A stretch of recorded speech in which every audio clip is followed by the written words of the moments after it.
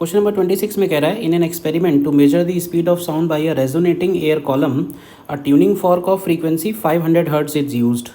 The length of air column is varied by changing the level of water in resonance tube, जैसा कि होता ही है। Two successive resonances are heard at air column length 50.7 and 83.9।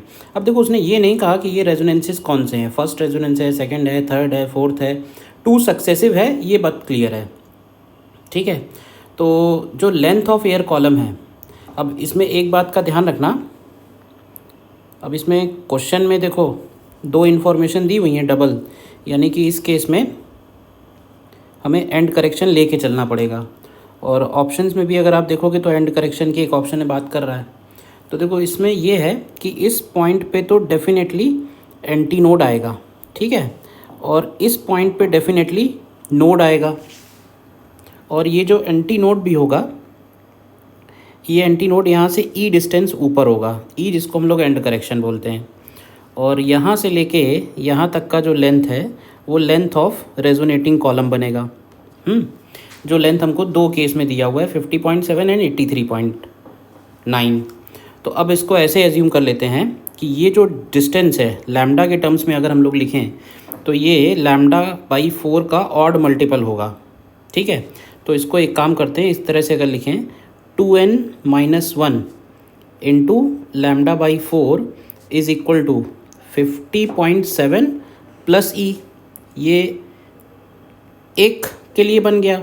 और next resonating length के लिए 2n+1 times λ/4 is equal to 83.9 plus e बनेगा। देखिए,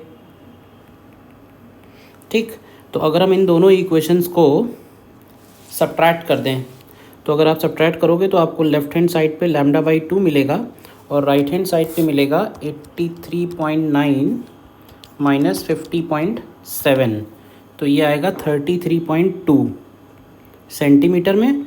तो यहाँ से लैम्डा की वैल्यू इंटू 2 कर देंगे तो 66.4 सेंटीमीटर आएगी।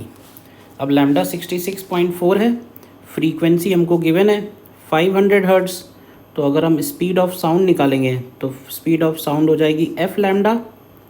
तो अगर इसका मल्टीप्लाई करें इंटू 500 और उसको मीटर में कन्वर्ट कर लें तो ये वैल्यू आती है 332 मीटर पर सेकेंड।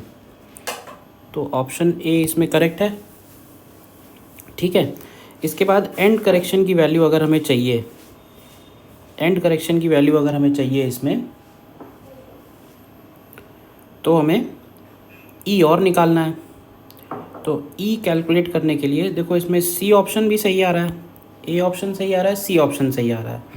अब इसमें एक प्रॉब्लम ये आ रही है, हमको ये तो उसने नहीं बताया ना कि ये जो लेंथ है ये कौन से नंबर का रेजोनेंस है, क्योंकि जब तक हमें एन नहीं पता होगा, भाई अगर हम इन दोनों इक्वेशंस को डिवाइड भी कर देते हैं, ठीक है, तो लैम्डा निकाल सकते हैं, बट एन और ई दो अननोन हो जाएंगे। तो हम ना तो ये बी ऑप्शन पता कर पाएंगे और ना ही हम ये डी ऑप्शन के बारे में बोल पाएंगे। तो ऑब्वियसली हमारे पास इक्वेशन कम है और अननोन ज़्यादा है। लैम्डा निकल आया क्योंकि सब्ट्रैक्ट किया तो एन कैंसिल हो गया, ई कैंसिल हो गया। तो इसमें सिर्फ ए और सी ही करेक्ट है।